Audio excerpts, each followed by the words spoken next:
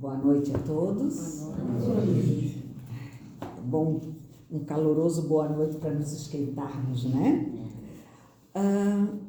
Nós vamos nessa noite conversar sobre algumas frases de Kardec retiradas. Não sabia se estava funcionando. Retiradas do livro Doutrina Espírita para Principiantes, de Luiz Roux Rivas.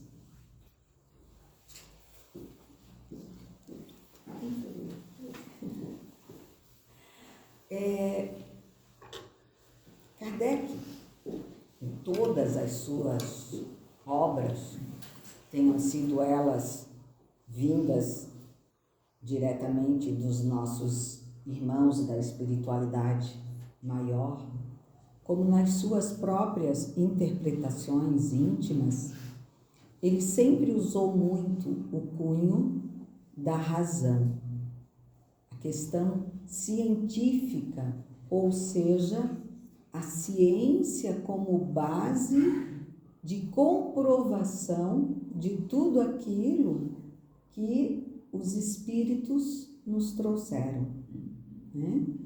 E é interessante porque mesmo tendo ele toda essa visão científica, ele tem uma frase em que diz assim: fé inabalável é somente aquela que pode encarar a razão face a face, em todas as épocas da humanidade.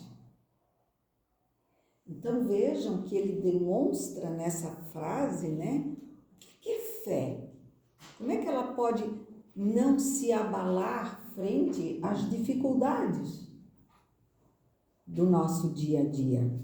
Ontem mesmo eu conversava com uma pessoa sobre os problemas, né, de muitos casais de hoje em dia, mais jovens principalmente, em que às vezes um dos cônjuges, né, tem reações assim muito perigosas, e a gente vê nos noticiários tudo, né? E, bom, qual mãe que ao criar a sua filha não fica chateada, entristecida ao vê-la sofrer por injúrias, calúnias, agressões verbais, quando não ainda físicas, né, por um cônjuge, que até então, normalmente, ninguém casa com alguém que já pareça ser um algoz, né? A princípio, as pessoas casam acreditando na bondade do outro, no amor e tudo mais. Então, claro, todas as mães se sentem entristecidas, preocupadas, né, pelo que, de repente, uma filha está passando. E aí essa pessoa me dizia: só acreditando no que a gente acredita para poder aceitar passar por todas essas questões.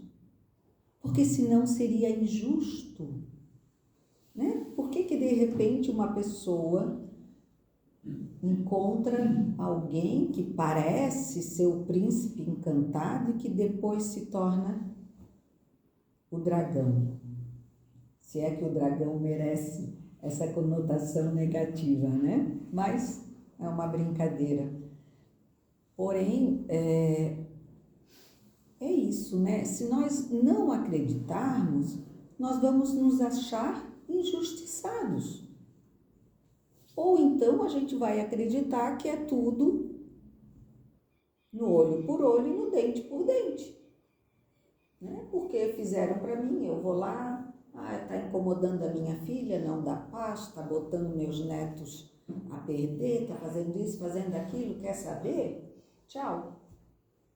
A gente agiria achando que seria até natural fazer isso, como há muito tempo atrás, né? O homem poderia ter a legítima defesa da honra, E por causa disso, ele matava a esposa, quando acreditava ter sido traído por ela. Então, são questões que nos abalam. E se nós não raciocinarmos e não conhecermos as questões da reencarnação, ou nós partimos por olho, ou nós enlouquecemos.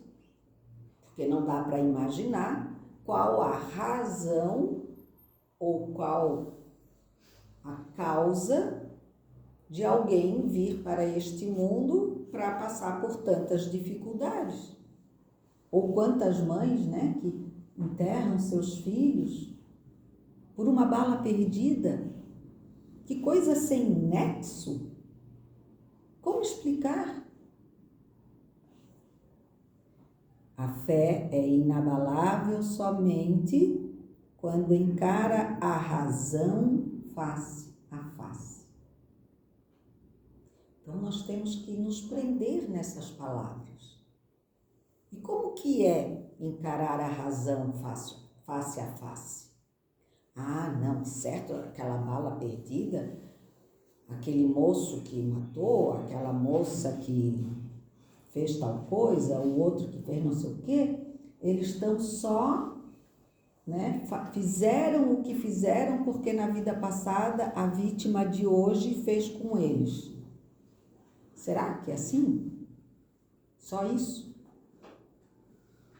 Mas aí continuaria sendo o quê? Olho por olho e dente por dente.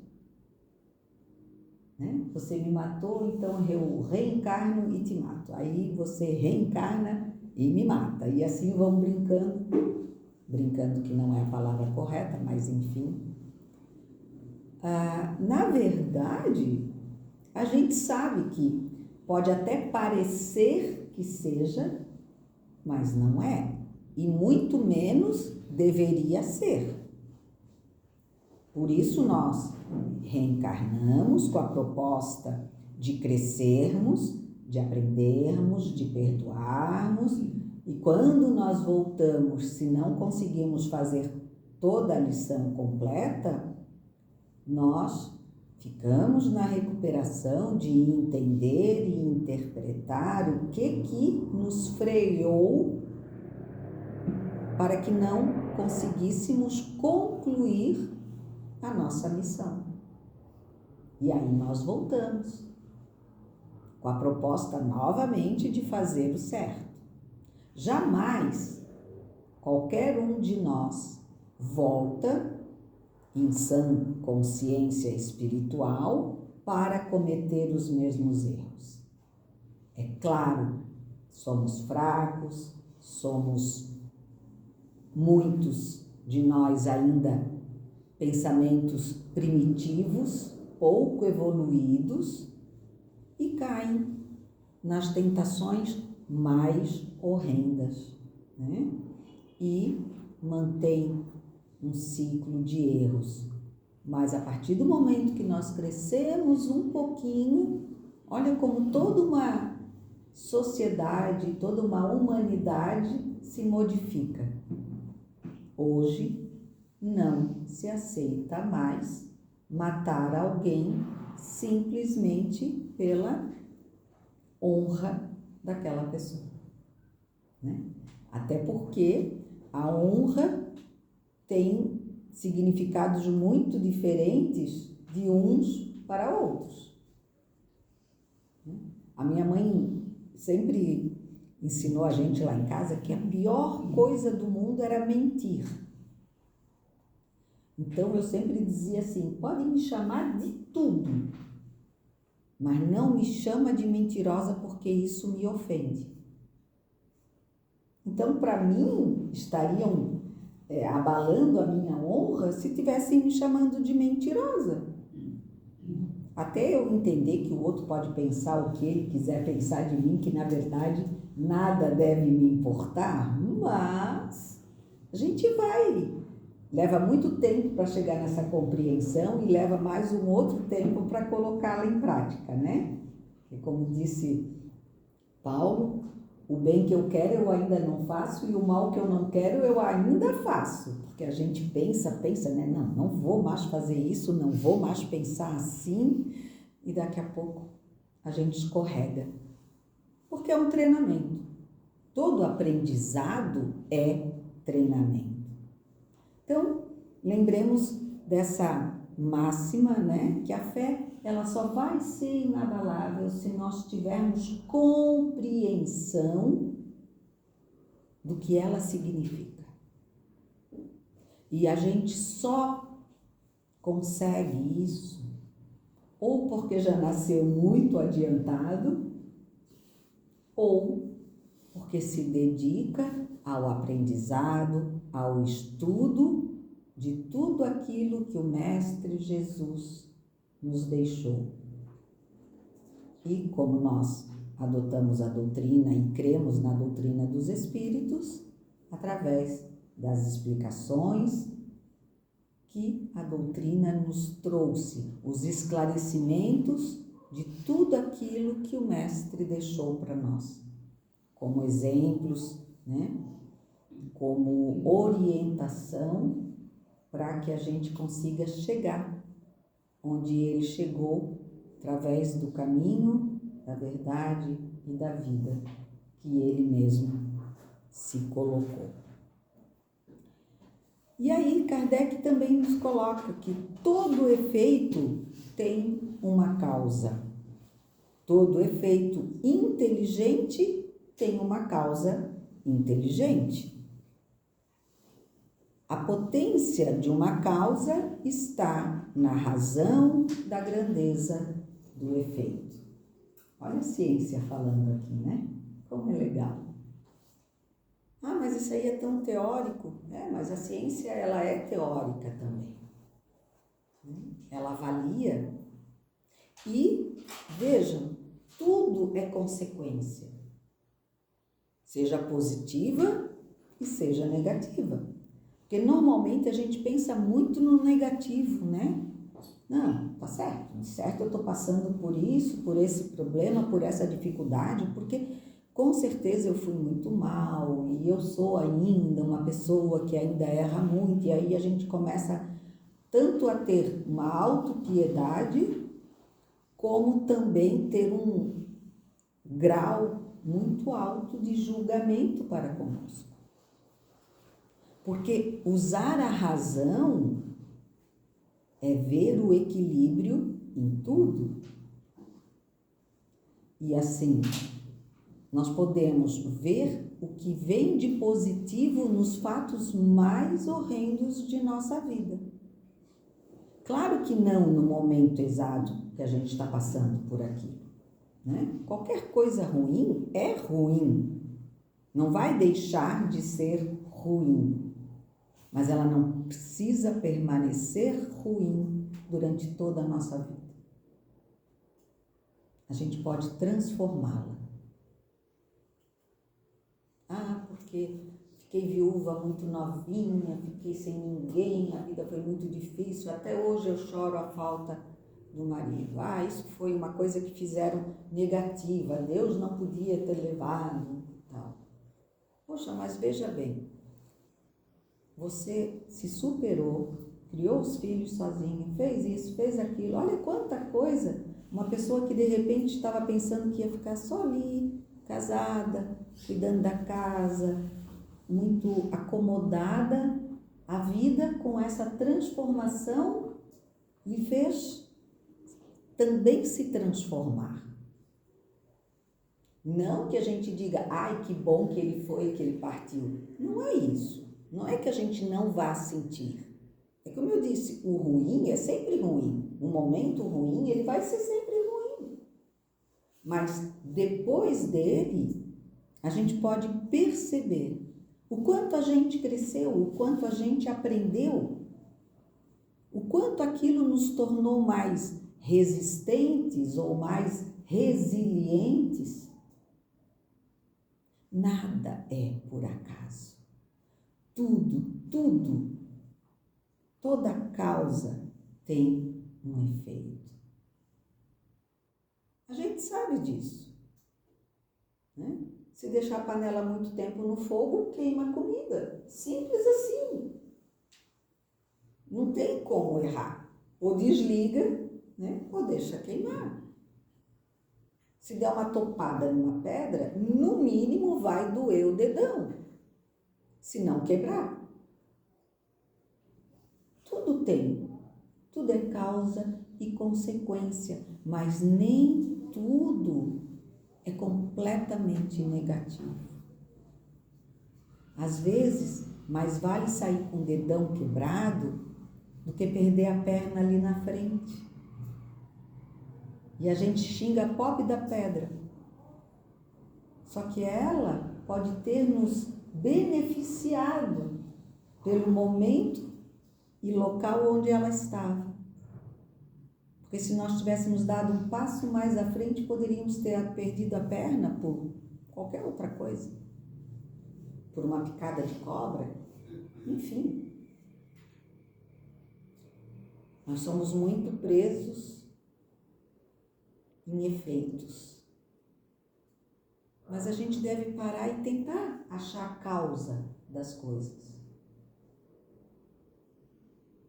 Porque a gente tem que compreender, mesmo sem ter uma causa que nós consigamos compreender com a nossa pequenez, mas acreditar e dar crédito àquele que chamamos de Pai.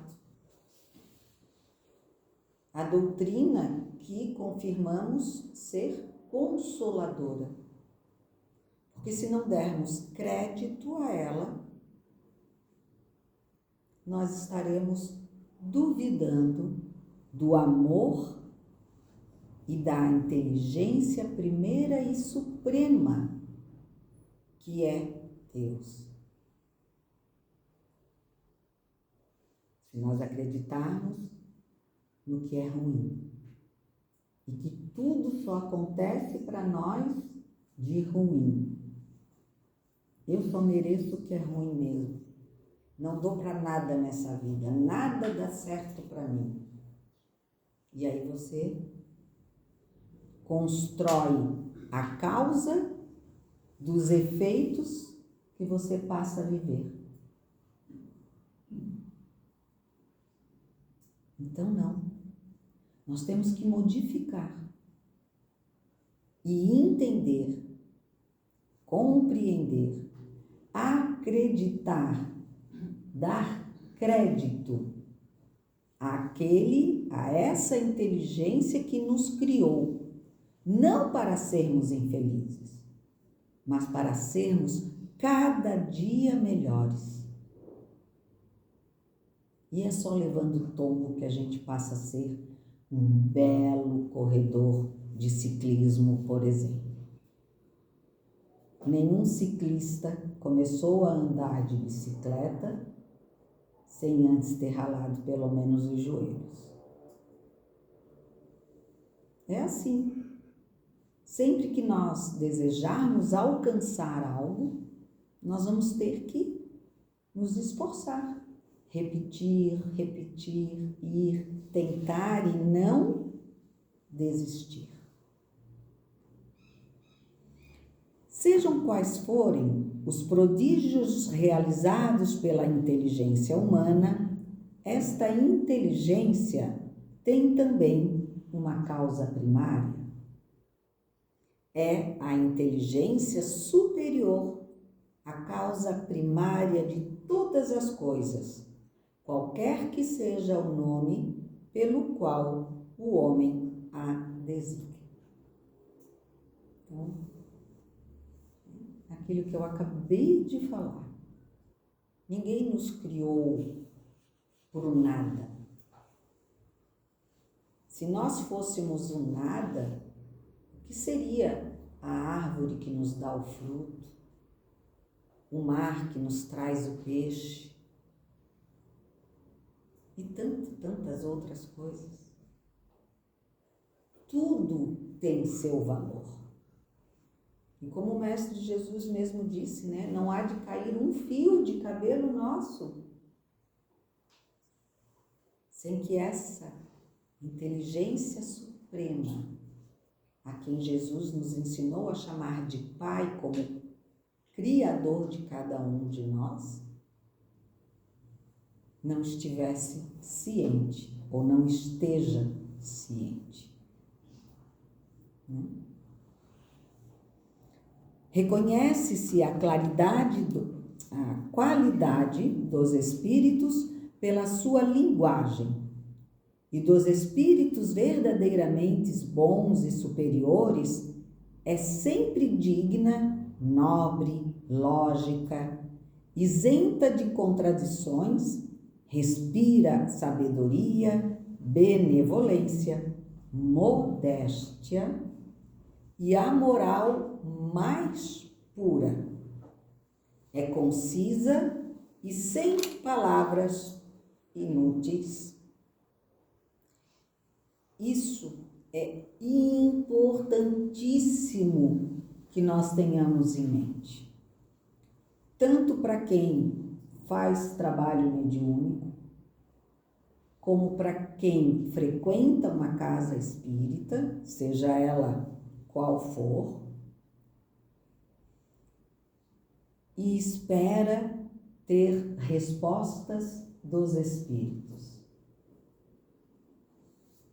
Esses tempos, uma pessoa ainda me falava: eu conheci uma pessoa que ela vê a minha mãe, que ela disse que nós somos irmãs de outra época, ela sabe tudo da minha mãe, não sei o quê. Bacana, né? Assim, altas mediunidades. Ela não é espírita, mas ela até quer estudar para entender isso, tudo que está acontecendo com ela. Ela vê coisas escrevendo na parede. Médium forte, né? Daquelas, tinha mediunidade quase de todas as classes, né? De todos os tipos. Não vou continuar a história, mas uma das coisas que primeiro, aí eu dizia, não, legal, tal, né? Dei assim um certo apoio no conhecimento, até que a pessoa começou a dizer, não, porque a espírito, né, a mãe, falou que tu não pode namorar com aquele, que tu tem que namorar com aquele outro. Aí a outra veio me dizer, olha, fulana falou. Olha, assim, toma cuidado, né, para perceber se é mesmo a tua mãe, fala para outra lá, porque às vezes vem uns brincalhões. Eu não podia também dizer, não é, né, tá tudo errado. Para finalizar a história, descobriu-se que a outra pessoa era um embuste. E usou muito da pureza e da falta de raciocínio lógico e de conhecimento da doutrina dos espíritos para se iludir com alguém que dizia receber um espírito. Então, lembrar que toda vez que alguém venha lhe dizer qualquer coisa, pare, pense, use a lógica e não só o sentimento. Olha, tô vendo que tem um espírito aí atrás de ti. É uma mulher. Tua mãe já morreu? Aí a pessoa cai, né? Morreu. Eu acho que é ela. Não, ela tá bem doente. Mas eu acho que então tem alguém aí perto de ti que talvez esteja querendo levar ela. Gente, quem é sério, mesmo que se um dia ficasse sabendo de algo assim, jamais iria transmitir para outra pessoa. Né? A gente pode usar até o exemplo do Chico, daquele menino que se suicidou, né, aos 12 anos. Depois vocês procurem essa história. E aí o pai e a mãe foram querendo saber por que um filho que tinha tudo, os pais ricos que davam tudo para ele, que ele não podia se queixar de nada, se suicidou. Eles não entendiam. E aí Quando eles estão falando com o Chico, o menino vem e diz: me suicidei por culpa deles, porque eu vim para servir e eles estavam me educando em ter tanto que eu ia fracassar na minha vida. Eu não ia conseguir distribuir o que eu estava ganhando. Eu estava ficando cada vez mais apegado. Por isso eu me matei. O Chico contou isso? Não, né, gente? Ia fazer outros 2 se suicidarem. Não é por aí. Aí a gente, né, olha, reza por ele, né, para que ele fique bem. Vocês também têm que ficar bem, né? A vida vai, ele vai entender e a gente dá outras opções de colocações frente à necessidade daqueles que vêm buscar o consolo e não a culpa. Se Deus não aponta nenhum de nós como culpados, se Jesus esteve aqui entre nós e nunca falou, você é culpado, sai de perto de mim, né? Não, nunca fez isso. O que nós vamos fazer? Quando um irmão vem nos procurar apoio, solidariedade, até talvez algo meio impossível, né? Às vezes a pessoa mal desencarnou e já querem uma carta, né? Que os leigos não compreendem às vezes. E a gente sabe que muitos de nós só vêm para a doutrina por causa da dor. Seja ela de que meio venha. Depois alguns vêm pela curiosidade e outros, enfim, porque a família já começou lá e aí são outras razões, né? Então, nós temos que levar a sério essas questões. Nós não estamos aqui para apontar erro de ninguém. Nós estamos aqui para consolar, ter caridade para com o outro. E ser caridoso não é ser benevolente, né? Não é estar dando algo de material, mas principalmente agasalhando o outro, aconchegando o outro, mesmo com todos os seus defeitos e erros. A gente não vai perdoar o que é errado, mas nós vamos perdoar a quem errou. Porque se errou é porque não tinha ainda noção da quantidade, do tamanho do erro que estava fazendo.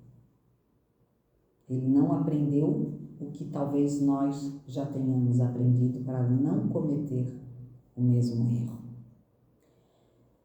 Reconhece-se, então, para encerrar, o verdadeiro espírita pela sua transformação moral e pelos esforços que faz para domar as suas más inclinações. Isso aqui eu acho ótimo. Esse finalzinho dele aqui é perfeito. Porque é difícil, gente. Tem hora que a gente tá com a cabeça fervendo, foi para lá, veio para cá, fez isso, fez aquilo, mãe no hospital, filha, neta. Aí alguém corta a frente da gente no trânsito, a gente já está atrasado para a palestra. Aí às vezes a gente lembra, não, eu vou dar palestra. Não, calma, respira, olha a sintonia, aí dá, né? Mas se a gente não tivesse vindo para a palestra, se a gente tivesse ido para qualquer outro lugar, de repente a gente não se contém. A gente diz, que essa coisa me atrasou, né? Esse dia está terrível, eu não estou aguentando.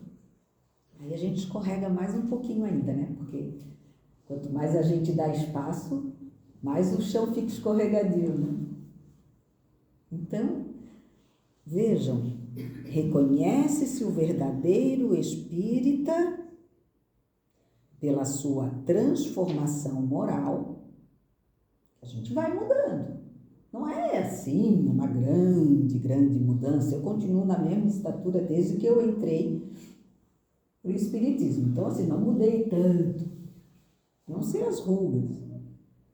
Mas, pelos esforços que faz para domar as suas más inclinações. Porque a gente ainda está naquela fase de um pé cá, um pé lá, né? Um pé no que é primitivo e um pé no que é moderno. Então é complicado. Por isso a gente tem que também aprender a se perdoar, a entender as nossas limitações, porque quem se cobra muito também sofre muito. Às vezes as pessoas dizem assim, fulano é muito preguiçoso, não vai dar em nada. Também sofre porque é preguiçoso. E quem se esforça muito e acaba se cobrando muito, também sofre. É aquela historinha, né? Das duas pontas. A gente não pode nem tanto ao mar, nem tanta terra. A gente tem que estar ali no meio, aprendendo, porque é assim que se faz a nossa evolução. Então, a gente tem que parar e pensar. Eu tenho que domar mais o meu ímpeto de reclamar no trânsito. Ai, que já deu certo, já melhorei bastante. Né? E assim sucessivamente. Cada um de nós tem aquele calcanhar de Aquiles. Né? Então, cada um sabe aonde lhe aperta o calo, também, como se dizia antigamente. Então, a gente tem que parar e pensar. Tem que começar a mudar isso, porque isso sempre me deixa mais irritado, faz eu perder a cabeça, faz eu falar o que eu não quero. Então, eu tenho que começar a prestar atenção no gatilho que me faz cair nas minhas más inclinações. No meu eu, que ainda tem primitividade florescendo. Então, eu vou ter que descobrir como lidar, como trocar aqui. E assim, a gente vai se domando pouco a pouco, como uma fera. Né? Ninguém doma uma fera do dia para a noite. E assim nós temos que fazer com nós mesmos.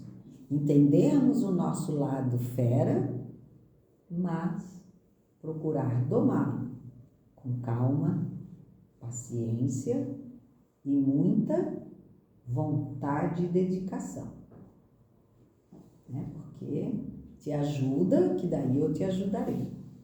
Então, para a noite de hoje era isso, para a gente ficar pensando, né, sobre essas maneiras de vermos, ouvirmos e agirmos em nosso dia a dia, lembrando sempre dos ensinamentos de Kardec, dos Espíritos e, é claro, do Mestre Jesus, que é quem nos forneceu, na verdade, toda a matéria necessária para que encontremos o caminho, a verdade e a vida que será para sempre. No plano melhor, né? Porque para sempre ela já é, mas em planos muito melhores. Ok? Obrigada a todos, obrigada a casa. Um grande abraço de Fabiano de Cristo para todos. Boa noite. Boa noite.